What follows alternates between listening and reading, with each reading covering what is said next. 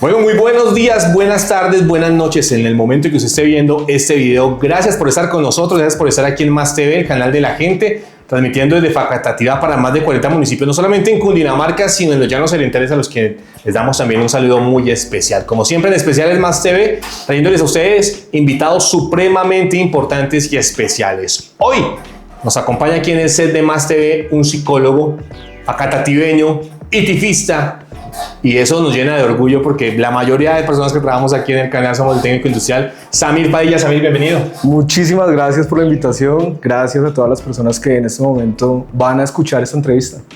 Qué bueno. Bueno, Samir, cuéntanos un poquito de ti. Sabemos que eres psicólogo, facatativeño, pero queremos escucharlo tus propias palabras. ¿Quién es Samir Padilla?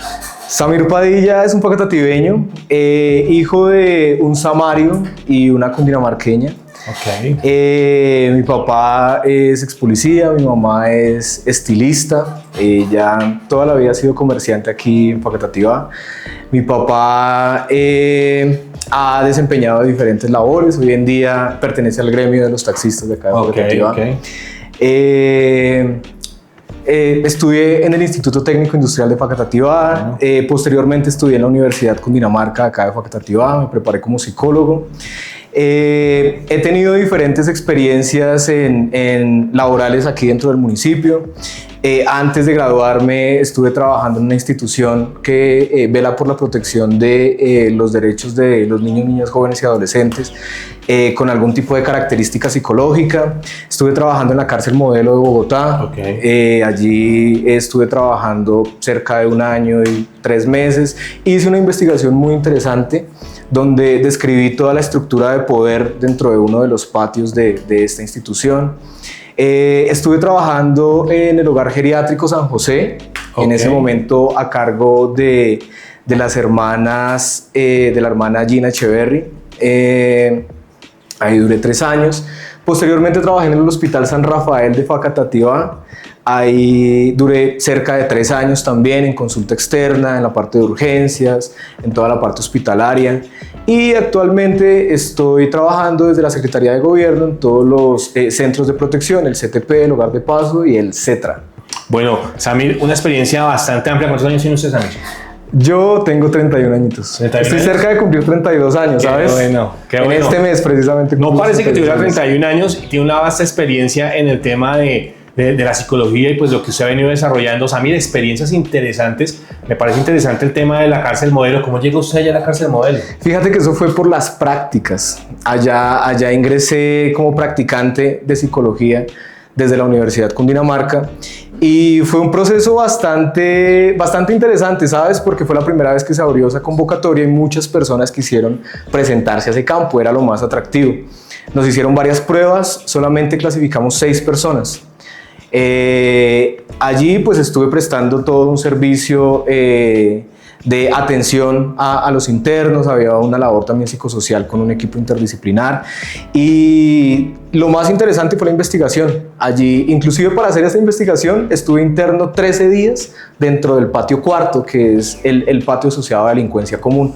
Y en estos 13 días, pues literalmente fue vivir la experiencia de un interno, de sus dinámicas, de sus horarios, de su glosario, su vocabulario, de sus actitudes. Entonces créeme que fue una experiencia que más que marcarme profesionalmente, personalmente ha sido inolvidable y me ha nutrido como ser humano también.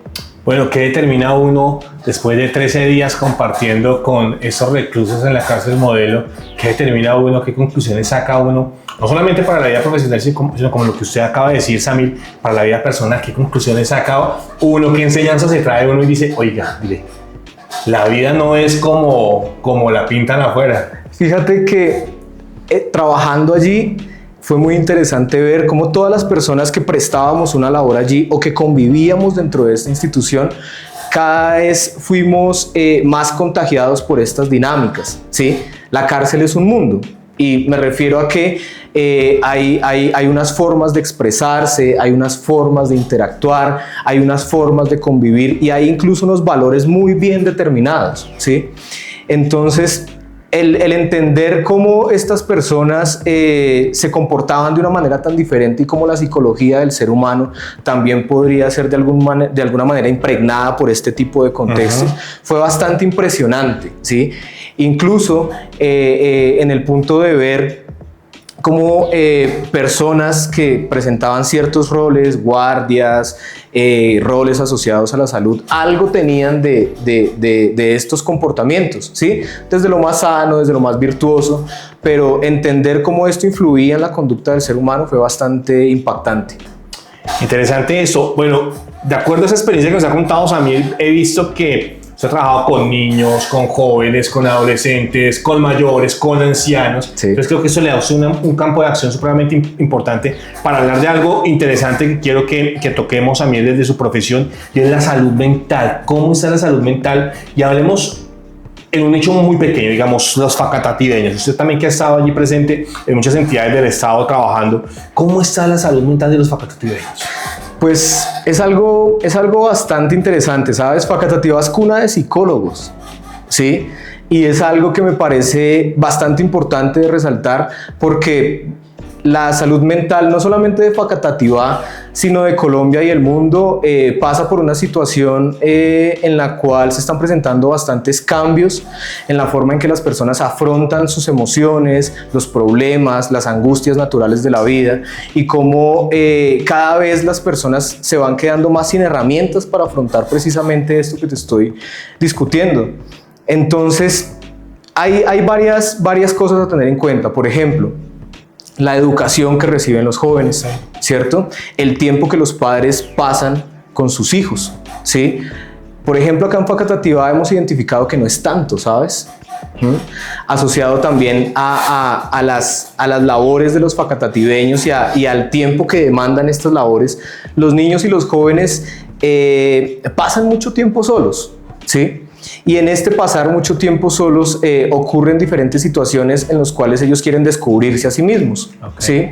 Lamentablemente, pues hay variables que se deben mencionar que no solamente están en Facatativá, sino en Colombia y el mundo, que tienen que ver con la tecnología, que tienen que ver con la mala influencia de algunos géneros musicales, que tienen que ver con el consumo de sustancias psicoactivas, las mismas, la carencia de esta cultura y estas bases con las cuales se puede formar la familia, ¿cierto? Los patrones de crianza, las pautas de crianza que no se aplican de una manera adecuada. Entonces, todo esto está influyendo en que las generaciones estén creciendo con un único fin, y es huir de sus emociones, ¿sí? O de alguna manera atacar o cambiar lo que está sintiendo. Y los resultados, pues, son personas que tienden a escalar sus problemas de una manera significativa, donde tenemos muchos casos de violencia por intolerancia entre las personas o violencia intrafamiliar, ¿sí? Lamentablemente, los abusos han evolucionado y hay muchas clases de abusos a los cuales las personas se exponen, y toda esta hostilidad ambiental o contextual influye de manera impactante y significativa en el ser humano. Entonces, fíjate que la manera como las personas están asumiendo sus emociones siempre tiene que ver con un escape, y en esto tiene que ver siempre búsquedas de placer, por llamarlo de alguna manera, o la evitación del displacer, ¿sí? Y en esa búsqueda, pues, estamos dejando lo verdaderamente importante, que son lo que vale para cada uno, o la manera ideal de solucionar los problemas, la asertividad al momento de comunicarse, o simplemente por qué estoy sintiendo esta tristeza, esta angustia, y qué debo hacer con esto que estoy sintiendo. Pensamos que las emociones simplemente son para minimizarlas, evitarlas, manejarlas, y no tiene nada que ver con eso. Una emoción es un síntoma que hay que escuchar, que hay que entender y que hay que gestionar de alguna manera. Podríamos hablar un poquito acerca, Samir, de este primer semestre que hemos pasado, ya que ya estamos terminando, ya ahorita entrando junio, que fue muy golpeado en nuestro municipio, ¿no? O sea, sí. Tuvimos, al inicio arrancamos full con un tema de suicidios disparadísimos en nuestro municipio. Ya se ha venido, pues, obviamente calmando el asunto. Sin embargo, yo quiero preguntarte, desde el punto de vista psicosocial, desde cómo esto afecta al entorno, cómo tú desde una mirada exterior, no de pronto al interior de ser parte de una administración o un hospital, no, sino tú como un agente externo, ¿cómo crees que esto influye en la vida normal de los habitantes de un municipio como Facatativá, que se enteran a través de las redes sociales, que se enteran porque fue un vecino, porque fue un amigo, porque fue mi primo, porque fue mi tío, porque fue mi papá? ¿Cómo afecta esto a la salud mental de los facatativeños? Esto lo hemos discutido con varios colegas, ¿sabes? Y han salido muchas hipótesis. La mía, por ejemplo, tiene que ver con que cuando una persona está en un límite en el cual está pensando en quitarse la vida, carece de muchas cosas, y no estoy hablando necesariamente de lo material. Puede ser afecto, puede ser valía, puede ser reconocimiento, ¿sí? La psiquis del ser humano es única. Entonces, cuando empezamos a ver que estas personas, después de cometer este tipo de conductas donde llegaban a la finitud de su vida y tenían un reconocimiento, ¿sí?, por parte de una sociedad, por parte de unas personas que supuestamente estaban ausentes, pues muchas personas empezaron a identificarse con esto, ¿sí? Y si bien es cierto, bajo ciertos síntomas psicológicos no percibían ese afecto, pensaron que llegando a la finitud de su vida podían tener reconocimiento, o las personas podían entender la importancia que tenían en este plano terrenal. Y todas estas ideas, ¿sí?, fueron generando un impacto, ¿sí?, o un efecto contagio, ¿sí? Por eso fue muy importante una labor que se hizo, en la cual los medios de comunicación entendieron la manera en la cual se deben desplegar estas noticias, ¿sí? Y asimismo, el disminuir un poco este tipo de acogimiento que teníamos frente al suicidio ha hecho que las personas reevalúen si en serio la salida a todo mi sufrimiento, a todo mi dolor, a toda mi angustia es terminar con mi vida, ¿sí? Porque en realidad estos episodios donde estas personas llegaban a cometer estas decisiones, lo que generaba era más dolor en estos núcleos, ¿sí? Y esto fue lo que en realidad empezamos a hacer ver, para que las personas que tenían esta idea empezaran a tener un juicio diferente sobre lo que estaban ideando, y asimismo trataran de acercarse a los profesionales que podían brindarle una ayuda, ¿sí? Creo que pasamos por un fenómeno psicológico, ¿sí?, que abarca incluso lo social, donde muchas personas tristes o con cualquier diferente tipo de emoción se sintieron identificadas y tal vez entendieron que esa era la solución. Podríamos decir de una otra manera, no sé, se me ocurre ahorita, que el suicidio es como la puntica del iceberg, pero debajo de todo eso hay un montón de cosas que llevan a esa decisión.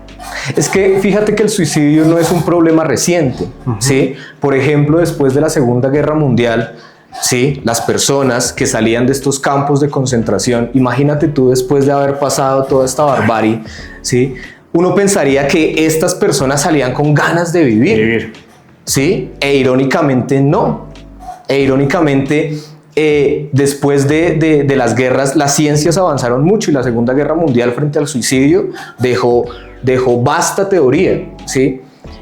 Una de ellas es la teoría o la base logoterapéutica de Viktor Frankl, que es el modelo que manejo, ¿sí? Entonces, fíjate que este tema del suicidio tiene que ver con el sentido de vida, ¿sí? Es literalmente algo existencialista cuando una persona tiene un síntoma psicológico, ¿sí?, y en relación a esa tensión que siente, como única salida busca el terminar con su vida. Okay. Entonces, estas teorías abarcan el sentido de vida como el valor que la persona le da a la vida, ¿sí?, lo que la persona quiere hacer con eso que llamamos vida, y todo lo que la persona valora en vida. El sentido de vida es un concepto bastante amplio, ¿sí?, con el cual podemos entender un poco estos síntomas asociados al suicidio. Psicológicamente están asociados a la depresión, ¿sí? Y se habla de que el suicidio ya es una depresión avanzada, mayor, ¿sí? Donde la persona tiene una serie de distorsiones cognitivas que son insoportables y que no puede de alguna manera controlar. Tiene una serie de síntomas emocionales que son intensos, que son altos, que son constantes y que le han quitado la posibilidad de disfrutar otras cosas, y otro tipo de emociones se han ausentado, ¿sí? Entonces fíjate que la persona, sin tener un oriente, sin tener un sentido, empieza de alguna manera a distorsionarse y a entender que de alguna manera la solución es acabar con la vida, ¿sí? Cuando estamos hablando de síntomas y de situaciones netamente psicológicas. Frente a lo que ha sucedido, trabajar en los colegios también ha sido una de las estrategias que ha funcionado bastante. Eso es importante, Samir, ya que lo tocas, y a eso iba ahorita. Obviamente, pues hablamos del suicidio como ese punto como de llegada, digamos, de una otra forma de todos los problemas de salud mental que afronta el individuo. Pero pues obviamente hablábamos al inicio que es importante no solamente el tema también del colegio, sino de la casa. Pero ahorita hablando del tema del colegio, ¿tú crees que en las instituciones educativas estamos afrontando de una manera seria, sensata, honesta los problemas de salud mental de nuestros chicos? ¿O simplemente vamos, damos la clase, vemos al chino ahí aburrido, al que le hacen bullying? Entonces en nuestra época era la llamada montadera, en tal que la montaban, y nos quedamos como hacemos como ojos cerrados porque de pronto no tenemos las herramientas para afrontar esas situaciones. Samir, ¿te parece? Mira que esa visión que tú propones no es tan tuya, ¿sí? ¿A qué me refiero? A que se ha escuchado esta hipótesis en muchas personas sobre la labor que se presta en los colegios, ¿sí? Yo creo que los profesionales trabajan con gran pasión, ¿sabes? Okay. Y pienso además que las estrategias que aplican están muy basadas en las estrategias que ellos aprendieron, ¿sí? Creo que la educación necesita renovarse en varios aspectos, en varias dimensiones y en varios sentidos. Y fortalecer la orientación y el sentido de vida de las personas puede ser una estrategia que puede llevar a un avance social, a un avance de la sociedad. ¿Por qué? Porque si tú te fijas, la educación está basada en una serie de materias prácticas, ¿sí? Que te van a llevar a conseguir posteriormente una posición laboral. Pero nunca te hablan de qué te gusta, de cuáles son tus cualidades, de cuáles son tus valores, de qué metas te planteas para ti mismo, ¿sí? Y tampoco nos enseñan a cómo llegar a eso. Entonces, literalmente, la persona sale desconociéndose a sí misma y pretendiendo aportar algo a la sociedad, estrellándose con una sociedad que te pide experiencia para trabajar, una experiencia que no tienes. Entonces, ¿qué es lo que viene? Frustrarte, ¿verdad? Así es. Creo que los orientadores están empezando a notar, ¿sí?, cuál es el impacto que pueden tener en este sentido. Y creo que identificar además todas las variables que influyen o que pueden afectar la salud mental es algo importante, ¿sabes? Cuando trabajaba en el hospital, identificaba que muchos jóvenes llegaban, ¿sí?, ansiosos y con el malestar de no saber cómo afrontar una crítica, un apodo o cualquier tipo de abuso o violencia que estaba soportando. También, lastimosamente, se identificaba que estas dinámicas, como pasaba en la cárcel, se naturalizaban. Y esto es un comportamiento natural del ser humano. Esto lo expuso Philip Zimbardo dentro de todas sus investigaciones, que todo ser humano en un contexto tiende a tener un comportamiento muy adaptado a ese contexto, okay, y tiende a naturalizar muchas situaciones. Entonces, al naturalizar este tipo de variables que afectan la salud mental, pues fíjate que los jóvenes han terminado en situaciones en las cuales recurren al cutting, recurren al uso de sustancias psicoactivas, recurren a las mismas violencias, de alguna manera se relacionan con contextos de delito, ¿sí?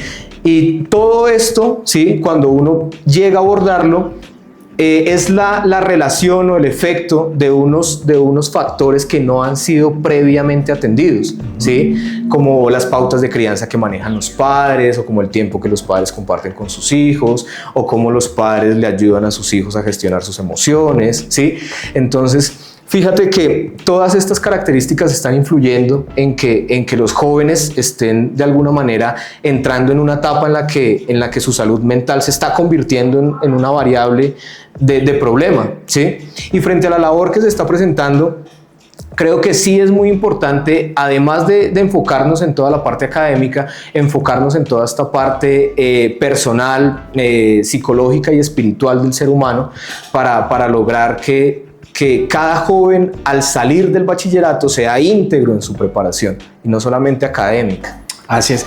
Algo que usted acaba de tocar es muy interesante, Samir, y es que en los colegios se olvidaron de las clases por lo menos de valores, y no es de una clase de valores, sino de esas charlas bonitas en las que el profesor interactuaba o el orientador interactuaba con los estudiantes y decía una calificación. O sea, no todo tiene que ser calificable. O sea, no tiene que tener un 1 o un 5. No, es poder orientar a los jóvenes, que como usted lo acaba de decir, Samir, para identificar esas cosas bonitas o esas cosas malas que tiene el ser humano, porque eso también es supremamente válido. Identificar, oiga, en qué soy débil, en qué soy calavera, ¿sí? ¿Qué tengo que mejorar? ¿Qué tengo que potenciar? Porque la gente sale a la calle a vivir la vida como las redes sociales se los plantean, que la vida es bonita, que la vida es linda, que la vida es el selfie en la playa, viajando con la maleta. Pero a veces no nos damos cuenta que la vida afuera es diferente. Y voy al siguiente punto, Samir. A esa gente ya no que es tan joven, sino ya ese adulto de pronto entre los 25, 40 años, que ya está en la vida real y que tiene todas esas cargas encima de que o estudia, trabaja y estudia, y aparte de eso entonces tiene una familia y ve por su familia y le llega el recibo del agua, llega el recibo de la luz y tiene problemas en su trabajo y llega y dura 2 horas viajando de Facatativá a Bogotá para trasladarse y llega en la noche cansado con el estrés, la esposa con la cantaleta o el esposo con la cantaleta, todo el tema de los hijos que tienen en el colegio, que vienen con todos estos problemas que hemos hablado.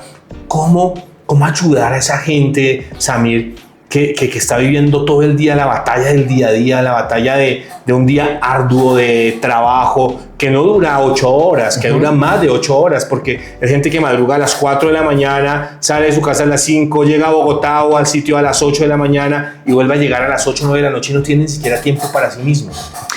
Fíjate que acá es muy importante hablar de los valores, como lo estabas mencionando, pero si yo te pregunto, por ejemplo, para ti, ¿qué es un valor? ¿Qué podrías mencionarme? De pronto algo intrínseco que me genera a mí un agregado en cuanto a mi crecimiento personal. Total. Y además entendemos que los valores son estos valores éticos, ¿no? El respeto, exacto, la honradez, en fin. Pero ¿en qué momento entendemos que que cada ser humano tiene valores propios? Claro. ¿Sí? Pongámoslo, por ejemplo, en una situación. Si tú pones a una persona que tiene problemas con el alcohol, ¿sí? Y le dices, es que debes dejar de tomar, ¿sí? Por tu salud, por ejemplo. Pues la persona, al escuchar eso, pues tal vez va a ser un caso omiso, porque él sabe que tiene problemas con el alcohol. O él sabe que no le gusta su trabajo, o él sabe que va mal su relación, o él sabe que el tiempo que pasa con sus hijos no es de calidad y los hijos se le están saliendo de control. La persona sabe que tiene problemas, ¿cierto? Pero lo que muchas personas no saben es qué vale para cada uno. Okay. Y si tú pones a esa persona que tiene problemas con el alcohol a decidir por qué quiere dejar de tomar, la persona encuentra valores. Mi hijo. ¿Sí? La persona que sale a trabajar a las 4 de la mañana en un trabajo que odia, ¿sí? Lo hace porque seguramente con ese dinero quiere llegar a un objetivo. El padre que está dejando de lado compartir tiempo con sus hijos por trabajar, lo está haciendo precisamente porque a sus hijos no les falte algo. ¿Sí? Entonces fíjate que el mundo de por sí es hostil. Acá perseguir la felicidad es poesía, eso es romántico. No podemos basar la psicología en perseguir la felicidad. De eso no se trata este camino llamado vida. Más bien, se trata de entender por qué yo me estoy soportando todo esto. ¿Qué vale para mí? Para mí vale mi familia, para mí vale la psicología, para mí vale la música, para mí vale viajar, conocer, leer, ¿sí? Para mí vale el servicio a las personas. Y entender que por todo eso que vale yo soporto otro tipo de cosas, pues ya va cambiando la visión de la situación. Okay. Entonces fíjate que acá nadie la tiene chévere, ¿sí? Y no podemos entrar simplemente en que el ser humano necesita suplir sus necesidades para estar bien, porque hay personas que tienen mucho dinero y tienen un estatus y no gozan de salud mental. Entonces no se trata de suplir necesidades, se trata de encontrar valores, pero no encontrar el respeto y yo como no, se trata de por qué quiero respetar a esto que vale para mí. Cómo yo respeto la psicología, cómo yo respeto a mi familia si es que mi familia vale para mí. Así es más fácil utilizar los valores, cuando yo identifico qué vale para mí y hacia qué aplicarlo. ¿Por qué vivo? ¿Por qué sufro? ¿Por qué me canso? ¿Por qué? ¿Por qué lo hago? Y si eso tiene un valor. Qué interesante este tema, Samir. No sé si nos vamos a una pausa comercial y ya regresamos con más, aquí en especial es Más TV, Samir Padilla, psicólogo, hablando hoy de un tema supremamente importante que nos compete a todos, que es la salud mental. Bueno, seguimos aquí con Samir Padilla, psicólogo factiveño, que nos habla acerca de la salud mental. Samir, lo hemos visto en redes sociales, con sus videos, esos tipsitos que da a través de el audiovisual en sus redes sociales. Cuéntanos un poquito acerca de eso. ¿Cómo nace esa idea de decir, oiga, venga, yo puedo poner mi granito de arena no solamente como profesional, sino de otra manera también utilizando las redes sociales? Pues fíjate que las redes sociales siempre me han parecido muy atractivas y antes las utilizaba mucho como para tratar de transmitir ideas, música, me apasiona mucho la música. Y pues en algún momento trabajando descubrí que me gustaba y tenía como la facilidad de crear ideas, de hacer videos, ¿sí? De crear diálogos. Entonces siempre como que empecé a trabajar con amigos, ¿sí? Como que, oye, necesito hacer tal cosa. Lo acompañaba, le daba ideas, participaba de las grabaciones. Y eso me fue gustando. En algún momento dije como, bueno, voy a sacar un video. Y ese video tuvo muy buena acogida, ¿sabes? En el sentido de que las personas lo veían y les gustaban los temas de los que hablaba ese video. Algunas personas me hablaban de que les había servido 1, 2 o 3 palabras que habían escuchado en ese video. Y eso me llamó mucho la atención. Y ya unirlo a todo el proceso creativo, como me lo disfrutaba, pues entonces me dio como esa motivación para empezar a meterme en el cuento de hacer videos un poco más estructurados, de meterles un poquito más de contenido, de generar un poquito más de mensaje al momento de transmitir el video. Y nada, nació un perfil en Instagram que se llama La Vocación de un Hombre. Okay. Este perfil pues es el que utilizo para hablar de salud mental, para relacionar la salud mental a muchos otros temas, como la música, como lo que acontece día a día, la moda, bueno, en fin, muchas cositas que también me gustan. Qué bueno, Samir, ya para darle conclusión a esta charla interesante, ¿qué decirle a los televidentes que están allí frente a sus televisores, frente a sus celulares, sus computadores, sus pantallas, frente al tema de la salud mental? ¿Cómo abordar esta problemática desde lo práctico? Porque la gente está diciendo, bueno, sí, estamos hablando de la problemática, ¿qué hago? ¿Qué hago porque me siento ansioso? ¿Qué hago porque esta depresión me gana? ¿Qué hago porque no me quiero levantar en las mañanas? ¿Qué hago porque no quiero llegar a la casa? No quiero escuchar la misma cantaleta, los mismos problemas. ¿Qué hago porque a veces ya me siento ahogado, incluso con mis propios amigos, asfixiado y quiero estar aislado, solo? ¿O qué hago porque realmente no le hallo sentido a mi vida? ¿Qué le dice Samir Padilla a esas personas que nos ven en ese momento? Esa persona que ya se está preguntando qué hace, ya está entrando en un proceso psicoterapéutico, ¿sí? Aquella persona que nota desde su discurso una ambivalencia, que nota algún tipo de tono emocional que lo está afectando, o una situación que vive y que se le sale de las manos y que se está preguntando qué hace, qué hago, cómo actúo, cómo afronto esto, ya está haciendo un proceso psicoterapéutico. Lo siguiente, entonces, es que identifique muy bien esas voces que tiene en su mente, ¿sí? Esas voces que le indican qué tipo de decisiones tomar o cómo afrontar estas ideas, porque el ser humano tiene una voz muy impulsiva, ¿sí? Una voz que te está diciendo, hey, huye de acá, defiéndete, ¿sí? Hazte respetar, ¿sí? Haz algo para que esto cambie, ¿sí? Y tiene otra voz que te está diciendo, oye, estás fallando en esto, ¿sí? Oye, debes buscar atención a esto, ¿sí? Oye, debes pedirle disculpas a tal persona. Oye, debes cambiar tu comportamiento con tal persona. Tú y yo lo sabemos. A esa voz hay que aferrarnos, ¿sí? Esto suena poético, ¿sí? Hay unas bases psicoterapéuticas para lo que estoy mencionando, practicando. Y el segundo consejo es acudan al profesional, acudan a psicoterapia, acudan a profesionales que estén preparados para atender estos síntomas que se están presentando de manera constante y natural hoy en día, no solamente en Facatativá, sino prácticamente en todo el mundo. Apegarse a los valores, no solamente a los valores éticos, sino a lo que vale para mí, a todo lo que vale para mí, mi familia, mi carrera, mis metas, todo lo que visualizo que quiero lograr, o todo lo que visualizo que puedo cambiar en mí, o cómo me puedo acercar a la mejor versión de mí. Creo que ese es un diálogo que las personas que se sienten mal deben empezar a tener y buscar profesionales que estamos en toda la posibilidad y en toda la disposición para ayudarlos. ¿Dónde encontramos a Samir Padilla? A Samir Padilla lo encuentran en su página en Instagram, La Vocación de un Hombre. En TikTok también recientemente lo abrí, también aparece como La Vocación de un Hombre. En Facebook, pues mi perfil es Samir Padilla.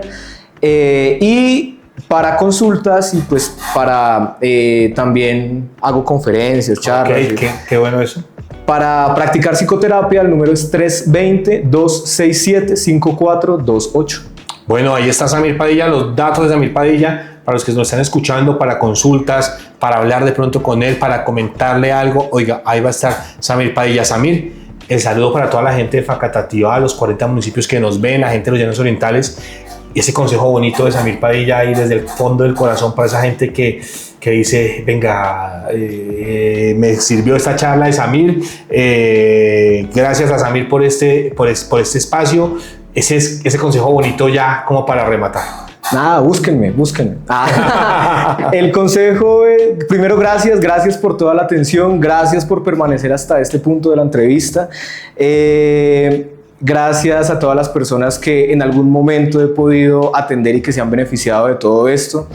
El consejo tiene que ver con amar, con valorar, con conectarse con lo que estamos viviendo y con preguntarse si en este momento lo que estoy haciendo tiene sentido para mí, ¿sí? Y si no lo tiene, dirigirme a lo que en realidad tiene sentido para mí, ¿sí?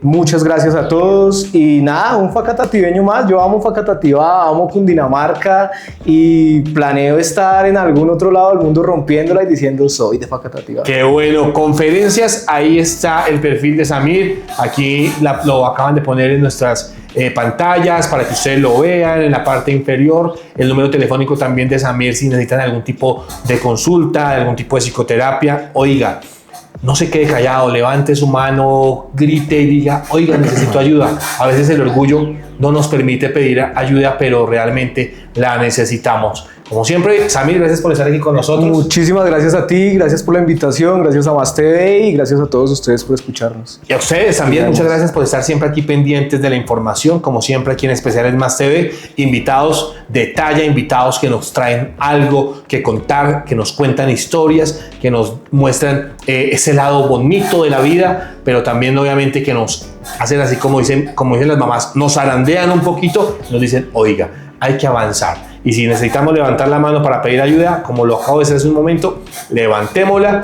Hay gente profesional como Samir, facatativeños que entienden, que están especialmente allí para escucharlo y para ayudarles. Nos vemos en la próxima entrevista, como siempre, aquí por Más TV Canal 3, el canal de la gente.